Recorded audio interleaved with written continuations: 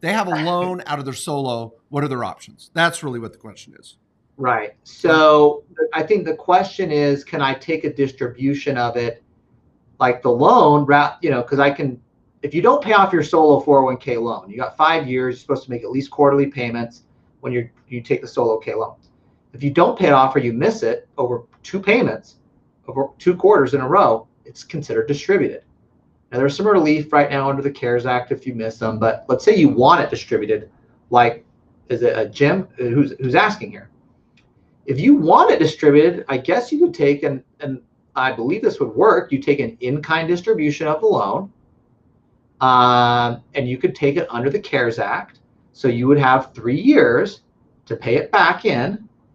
You're going to have to pay a third of it now on your 2020 taxes, a third in 2021, and a third in 2022.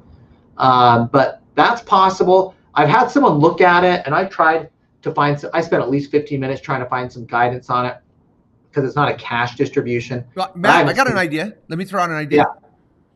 Okay, if they've got a loan for 50 grand under traditional rules here, that means they should have another 50 grand sitting in there, at least, right? Because you can only take 50 grand or 50%.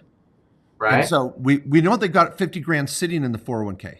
Rather than do an in-kind distribution and go through all those headaches, just do a distribution for 50 grand.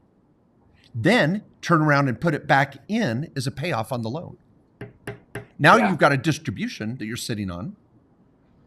Yeah, that would have the same effect. I was just going to say, same effect. Yeah. And now you're in this 3-year distribution rule, closed out the loan instead, and now you got 3 years to get the distribution back. So I've like I said, I haven't seen guidance on the in-kind distribution. I think it works. I went back and read the CARES Act for a client that asked us a while back, and don't see any distinction between in-kind or cash distribution, because the distributing the loan is what's called in-kind. Yeah. So I'm just saying, be safe and do Mark's method. Yeah, I'm just saying it's the same effect. I'm just saying it might be easier than chasing down this in-kind crap. Is just take a distribution for 50, put it in the bank for 1 day, and then turn around and go back to the 401k with the documentation in your solo 401k binder, and then you would pay off the loan. Now, what's interesting, there's a point that there's the tail. Let's talk about the tail. You got to pay a third of the tax on $50,000 now, or well, it would be April 15th. Or are you required to withhold that from your distribution, Matt? Can you wait until April 15th? You're excused from the withholding and the 10% early withdrawal penalty. So that's nice. You don't have to do any withholding. Okay. Usually when you take a distribution for a 401k, you got to withhold 20%.